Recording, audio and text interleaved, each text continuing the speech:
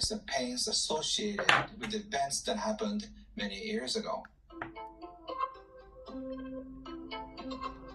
Let's take a look at money blocks. I have done a lot of counselings around money, and I realized that people have certain patterns with their money.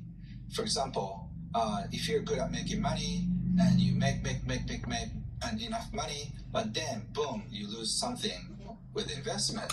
Or people are stuck in these low-paying jobs and she or he cannot go anywhere. Or the people who move from one place to the other and then they get paid, but suddenly they get laid off and then they have to start over.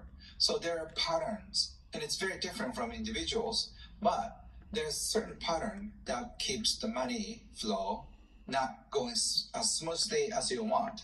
So when you take a close look at money, there could be many different types, but certain people have a hard time receiving, and the other people have a hard time seeking for opportunities.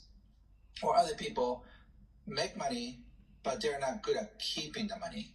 So there are all kinds of money blocks, which I'm going to go in details, but just remember, if there's a pattern, what kinds of patterns you have around money, and then what blocks the money flow. Even the money flows beautifully, but if you cannot keep the money long time enough, you have to always worry about money, if it keeps coming or not. So take a look at your money flow and just find the pattern in your life. In the course of my money counseling, I realized that financially challenged people often spend too much on something that they don't even want because they feel control when they spend money, and the wealthy people don't spend money on a regular basis. They might buy something very nice but very high quality, so it's because they don't have to feel they're in control when they do the shopping.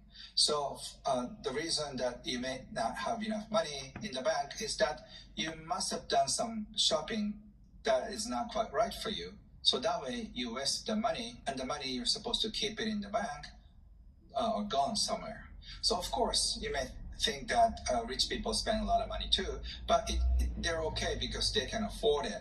But what I'm talking about is financially challenged people should keep the money, but they spend the money that they should keep. That's my point.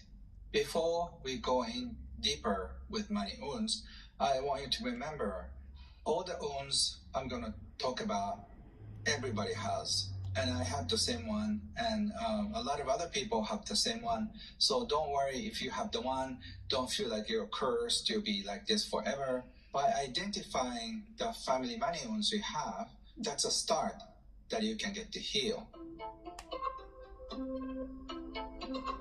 So the first one is the past traumas. I'm sure all of us have one thing or another, because when we grew up, we have some incidents that in that situation that we're denied to buy something that is so super important to us. It could be a doll or toys or bicycle. Certain situation like your parents got a divorce or your parents went bankruptcy, and all these traumatic experiences that happen around money.